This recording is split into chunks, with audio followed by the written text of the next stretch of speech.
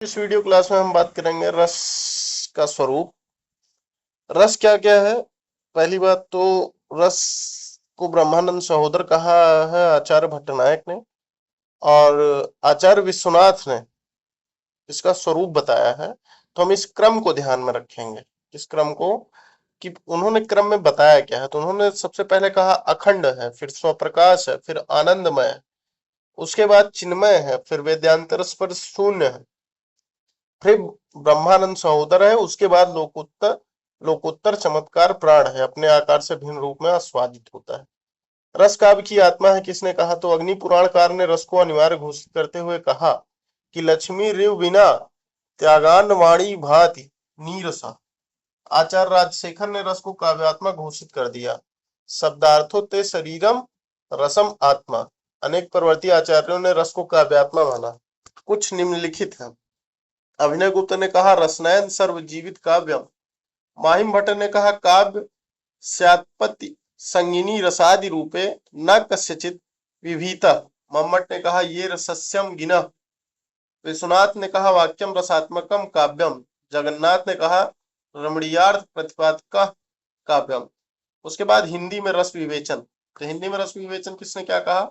हिंदी में रीतकालीन कवियों आचार्यों ने जो इस संबंधी विवेचन किया वह प्रायः संस्कृत काव्य शास्त्र का अनुकरण ही था।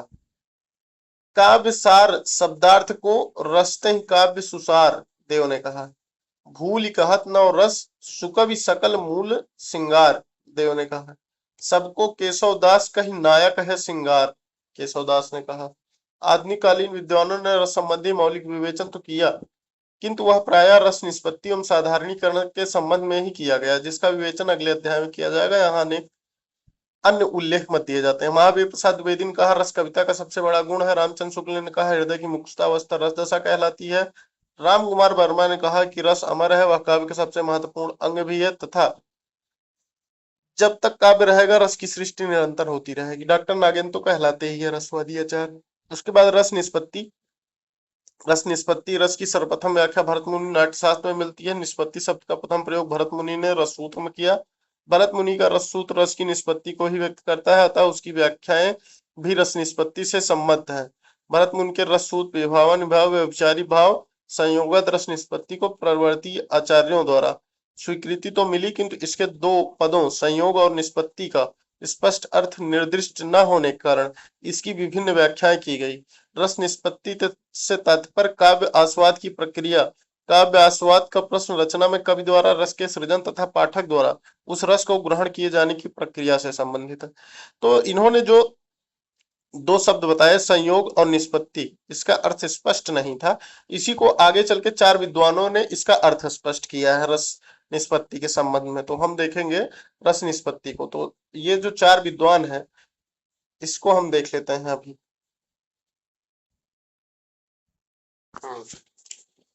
तो इसमें चार विद्वान हुए। एक तो हुए भट्टलोलट। इनका दर्शन ये मीमांसा दर्शन से प्रभावित थे। और उसके बाद आए श्री शंकुक, ये न्याय दर्शन से प्रभावित थे। भट्टनायक के ऊपर सांख्य दर्शन का प्रभाव था और अभिनव गुप्त शैव मत वाले थे।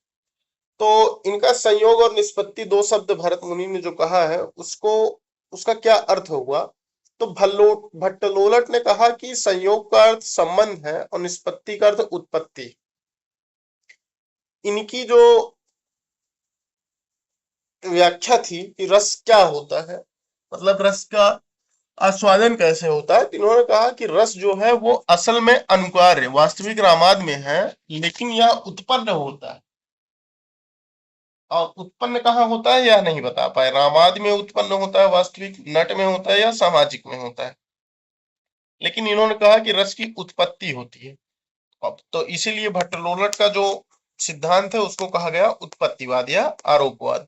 इन्होंने संयोग का अर्थ बताया संबंध, और निष्पत्ति का संबंध बताया कि उत्पत्ति होती है। संयोग किसका किसका होता है? तो अस्थाई भाव और विभाव का। तो अस्थाई भाव और विभाव का संयोग होता है। तो उत्पाद्य और उत्पादक का संयोग बताया कि अस्थाई भाव जो है उत्पाद्य है और विभाव जो है उत्पादक है। गम्य और गमक का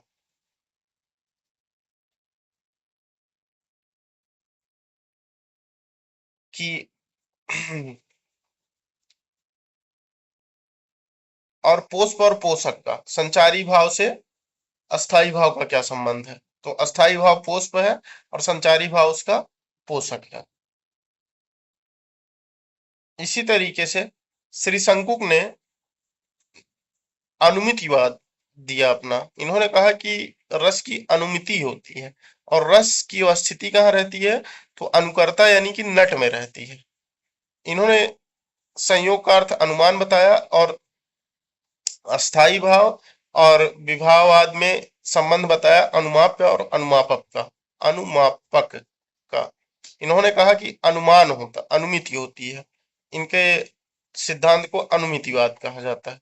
और भट्ट लोलट का जो उत्पत्तिवाद है उसको आरोपवाद भी कहा जाता है कि आरोप होता है, उत्पत्ति या आरोप होता है तो उसको आरोपवाद कहा जाता है।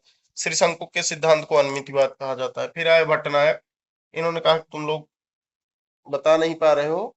एक चीज ध्यान देने वाली बात है कि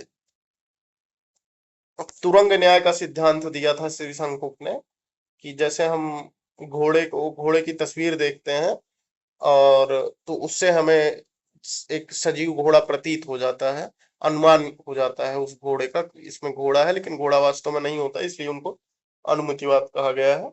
उसी तरीके से भट्टनायक ने कहा कि साधारणीकरण होता है।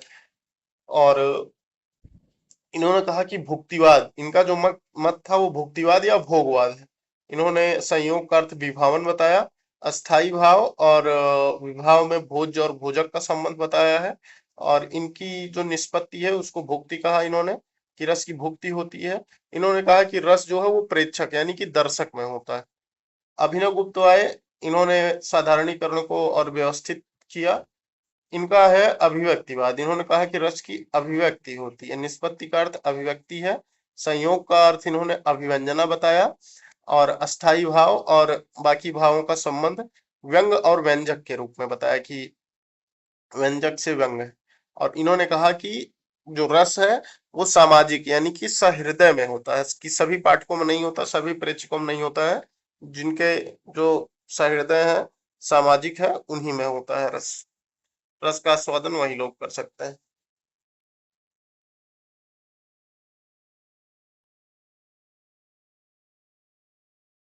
अब हम लोग देखेंगे अलंकार संप्रदाय को।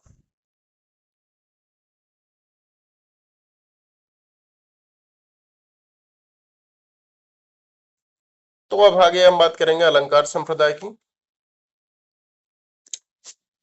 तो दंडी ने कहा कि सब काव्य शोभा करान धर्मान अलंकार प्रचक्षते। भामा ने कहा कि न कांतामप निर्भूष विभाति वनिता मुखम विभाति नारियु विदग्ध मंडना। सभी अलंकारों के मूल में वक्रोक्ति को माना है। दंडी ने कहा कि काव्य शोभा करान धर्मान अलंकार प्रचक्षते। भामा ने कहा न कांतामपि निर्भूष विभाति वनिता मुखम विभाति नारियु विदग्ध मंडना। काव्य शोभा करान धर्मान अलंकार प्रचक्षते। दंडी का कथन है अलंकार के संप्रदाय के संबंध में। भामा ने अलंकार संप्रदाय का प्रवर्तन किया है। और दंडी का ये जो कथन है काव्य शोभा करान धर्मान अलंकार प्रचक्षते, किस काव्य के शोभा करान धर्मान अलंकार प्रचक्षते, अलंकार का धर्म होता है काव्य की शोभा बढ़ाना। भामा ने कहा कि न कांतामपि न कांतामपि निर्भूष विभाति, कांतामपि निर्भूष विभाति न, यानी कि बिना अलंकारों के कांता यानी कि पत्नी सुंदर नहीं लगती है। वनिता मुखम विभाति नारी विदग्ध मंडना, मतलब बिना उसी प्रकार से बिना अलंकारों के कविता भी कुरूप नारी की तरह लगती है। सभी अलंकारों को मेल में वक्रोक्ति को माना है। उसके बाद वामन आए। वामन ने कहा कि काव्य शोभा शोभासा कर्तारो धर्म गुण तदि पिसेयहेत तस्वलंकारा। आनंदवर्धन आए। आनंदवर्धन ने कहा अंगाश्रितास्तु अलंकार मंतव्य कटका दिवत। जयदेव आए। जयदेव ने अलंकार के बारे में कहा कि असो न मन्नते कस्माद कस्मादुनष्टमलंकृणी। अग्नि पुराणकार वेद व्यास, इन्होंने कहा कि अर्थालंकार रहित विधवेव सरस्वती। अर्थालंकार से रहित कविता विधवा सरस्वती की तरह लगती है, सरस्वती विधवा की तरह लगेंगी अर्थालंकार से रहित। केशवदास ने कहा कि जदप सुजात सुलक्षणी सुवरन सरस सुविरित भूषण न विराज ही कविता वनिता मित। आनंदवर्धन ने रस को अलंकार्य माना और कुंतक ने शब्दार्थ को अलंकार्य माना है। अलंकार का मतलब होता है जिसको सजाया जाता है। एक बार इसको हम फिर से देखेंगे अलंकार संप्रदाय को। अलंकार संप्रदाय में दंडी ने कहा कि काव्य शोभा करान धर्मान अलंकार प्रचिक्षते, यानी कि अलंकारों का धर्म होता है काव्य की शोभा बढ़ाना। भामा ने कहा न कांतम अपि निर्भूष विभाद वनिता मुखम विभाति नारी विदग्ध मंडना, यानी कि विदग्ध दुखी नारी का मुंह जैसे हो जाता है बिना गहने के, वैसे ही कविता, वैसे ही बिना अलंकारों की कविता हो जाती है। सभी अलंकारों के मूल में वक्रोक्ति को माना है भामा ने। उसके बाद वामन आए तो वामन ने कहा कि काव्य शोभासा कर्तारो धर्मा गुणा तदपि तदपि सय सय हेत्वस्तलंकार लंकार। उसके बाद आनंदवर्धन आए। आनंदवर्धन ने कहा अंगा अंगाश्रिता स्वतलंकार मंतव्या कटकादिवत। जयदेव आए, इन्होंने कहा कि असो न मन्यते कस्माद नुष्ठमलंकृणी। अग्नि पुराणकार ने कहा अर्थालंकार रहित विधवेव सरस्वती, कि अर्थालंकार से रहित सरस्वती विधवा के समान है। और आनंदवर्धन का ये जो है अंगाश्रिता स्वलंकार मंतव्या कटकादिवत, इसका अर्थ इस तरीके से होगा कि अंगाश्रिता स्वलंकारा मंतव्या कटकादिवत, कि बिना कपड़ों के बिना अंक के जैसे कोई व्यक्ति सुंदर नहीं लगता है, वैसे ही बिना अलंकारों के कविता अच्छी ना लगेगी। केशवदास ने कहा कि जदत सुजात सुलक्षणी सुवरन सरस सुविरित भूषण बिन विराज ही कविता वनिता मिल। तो अलंकार संप्रदाय में इतनी ही बातें महत्वपूर्ण थी। आगे हम देखेंगे रीति संप्रदाय। तो रीति संप्रदाय के बारे में यह है कि वामन ने रीति संप्रदाय को दिया, संप्रदाय का प्रवर्तन किया है। और वामन ने कहा कि काव्य की आत्मा रीति है, रीतिरात्मा काव्यस। वामन ने कहा कि विशिष्ट पद रचना रीति, विशिष्ट पदों की रचना ही रीति है। वामन का कथन है विशिष्ट पद रचना रीति। भरत मुनि रीत को प्रवृत्ति कहते हैं, भरत मुनि ने रीत को प्रवृत्ति कहा। मम्मट ने रीति को वृत्ति कहा। रीति और गुण, वैदर्भी रीत में समस्त गुण होते हैं। वामन ने 10 मूल गुण माने हैं, फिर 10 को उनके 10 और भेद बताए हैं। तो यह कुल 20 गुण और मूल 10 ही गुण को माना है वामन ने। तो वैदर्भी रीत में समस्त गुण होते हैं, गौड़ी रीत में ओज और क्रांति गुण होता है, पांचाली में माधुर्य और सुकुमार होता है। आचार्य विश्वनाथ ने रीत के बारे में कहा पद संगठना रीति। आचार्य विश्वनाथ ने क्या कहा? पद संगठना रीति। आचार्य विश्वनाथ ने कहा पद संघटना रीति है, रीति की संख्या और आचार्य। तो भरत मुनि ने रीति की संख्या मानी है अवंती, दक्षिणात, पांचाली, मागधी। दंडी और भामा ने कहा वैदर्भी और गौड़ी 2 रीतियां हैं। वामन ने कहा वैदर्भी, गौड़ी, पांचाली। रुद्रट ने कहा वैदर्भी, गौड़ी, पांचाली और लाठी। आनंदवर्धन ने कहा असमासा, अल्प समासा, दीर्घ समासा। राजशेखर ने कहा लच्छोभी, वैदर्भी, मागधी और पांचाली। ध्वनि संप्रदाय की बात करें तो इसको आनंदवर्धन ने दिया, जिनकी किताब का नाम है ध्वनिरात्मा काव्यस्य। इन्होंने कहा कि ध्वनि ही काव्य की आत्मा है, व्यंगार्थ बराबर ध्वनि होता है। मम्मट ने 51 भेद माने, इससे ज्यादा कुछ जानने की जरूरत नहीं है इसमें। उसके बाद आता है वक्रोक्ति संप्रदाय। वक्रोक्ति संप्रदाय का संपादन जो है, प्रवर्तन एक तरीके से किया है कुंतक ने, और वक्रोक्ति काव्य जीवितम इनकी किताब का नाम है। भामा ने वक्रोक्ति का अर्थ अतिशयोक्ति माना है। वामन कहते हैं सादृश्य लक्षणा वक्रोक्ति, सादृश्य लक्षणा वक्रोक्ति। क्या कहते हैं वक्रोक्ति विषम वामन? सादृश्य लक्षणा वक्रोक्ति। कुंतक कहते हैं वक्रोक्तिरेव वैदग्ध्य भंगी भणितुरुच्यते। कुंतक क्या कहते हैं?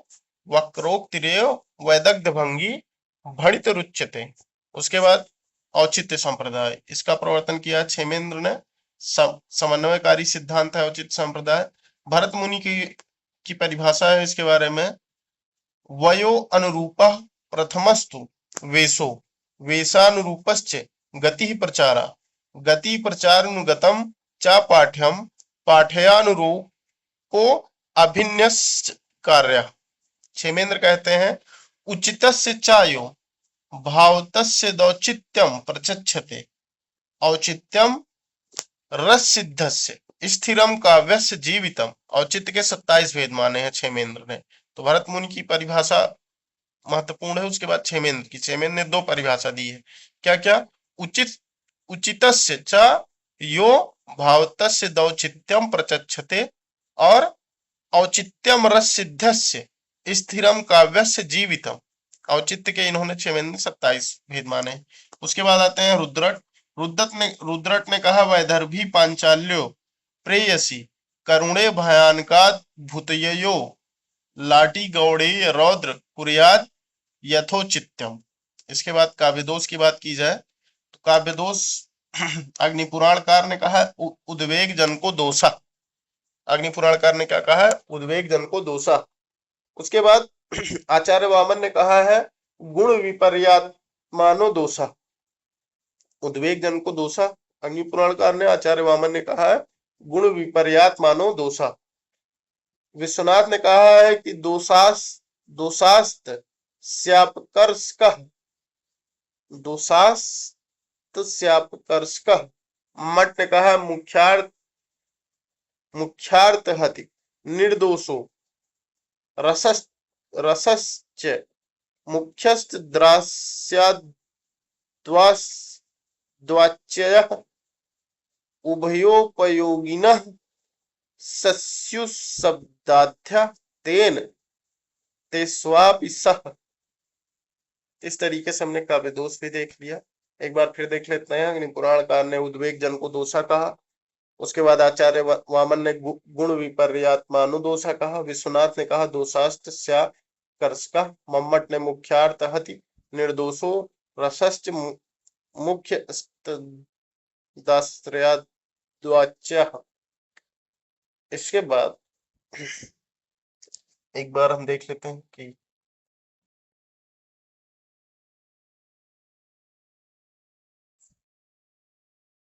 हाँ, तो काव्य का प्रयोजन एक बार हम फिर से इसको देख लेते हैं। काव्य का प्रयोजन रिवीजन के लिए हमने शुरू में इसको बहुत विस्तृत रूप में देखा है पहले वीडियो में। एक बार हम फिर से देख लेते हैं काव्य का प्रयोजन। काव्य का प्रयोजन से तात्पर्य है उद्देश्य। काव्य का उद्देश्य क्या है? भरत मुनि ने कहा कि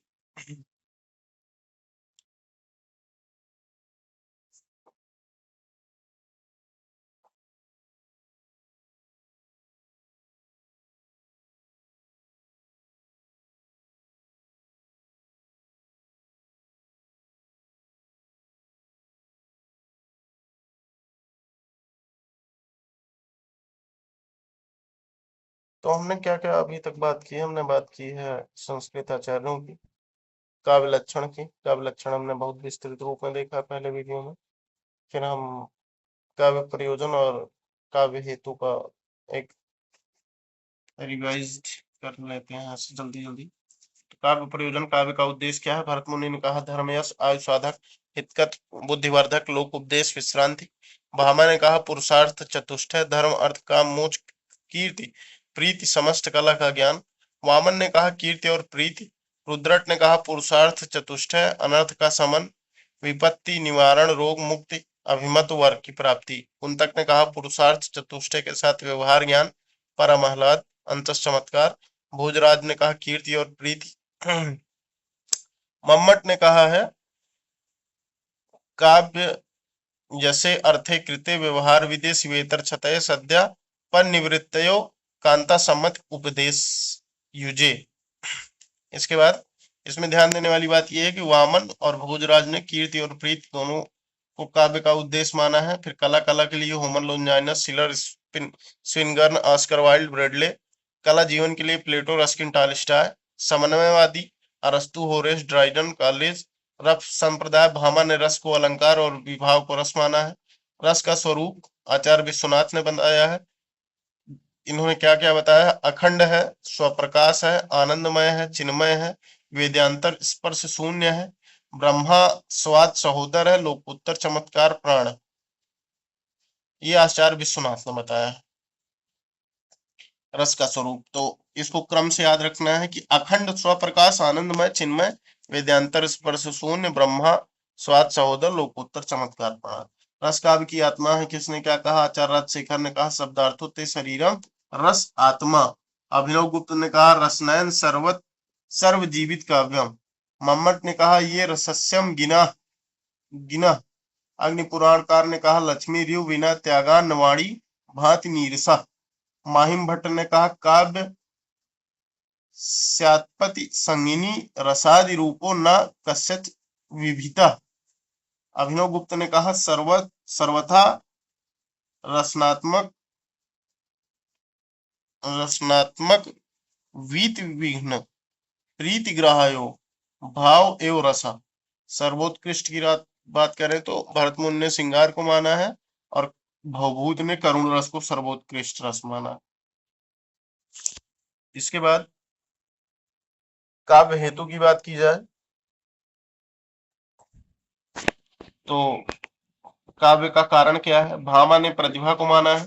हेमचंद्र और जगन्नाथ ने इन दोनों ने केवल प्रतिभा को माना है। दंडी ने प्रतिभा, शास्त्र ज्ञान और अभ्यास को माना है। रुद्रट और कुंतक ने शक्ति, व्युत्पत्ति और अभ्यास को माना है। वामन ने लोक व्यवहार, विद्या और प्रकीर्ण को माना है। प्रकीर्ण के अंतर्गत 6 चीजें बताई है। जयदेव ने मूल प्रतिभा को माना है, व्युत्पत्ति अभ्यास को सहायक माना है। मम्मट ने शक्ति और निपुणता और अभ्यास कहा। भामा ने कहा कि काव्य तु जायते जात कस्यचित प्रतिभावता। वामन ने कहा कि प्रकीर्ण लक्षज्ञता, अभियोग, वृद्धि सेवा, अवेक्षण, प्रतिभा, उदाहरण प्रकीर्ण के अंतर्गत 6 चीजें। जगन्नाथ ने कहा तस्य च कारणम कविता गता केवलम प्रतिभा। प्रतिभा के बारे में भट्टतौत ने क्या कहा? प्रज्ञा नव उन्मेष सालनी प्रतिभा मता।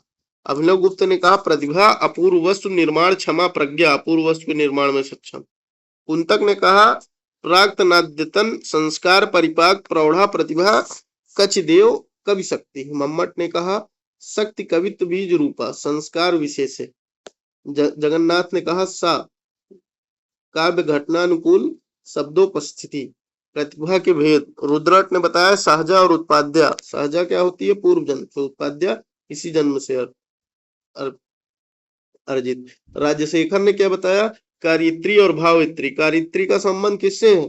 कवि से। भावित्री का पाठक से। हेमचंद्र सहजा और औषधि, तो सहजा पूर्व जन्म से और औषधि अभ्यास से। व्युत्पत्ति के संबंध में राजशेखर ने कहा कि उचितानुचित विवेको व्युत्पत्ति। उचित और अनुचित का विवेक ही व्युत्पत्ति। इसके बाद हमने देख लिया है सब कुछ। इस तरीके से हमने भारतीय काव्य शास्त्र देख लिया है।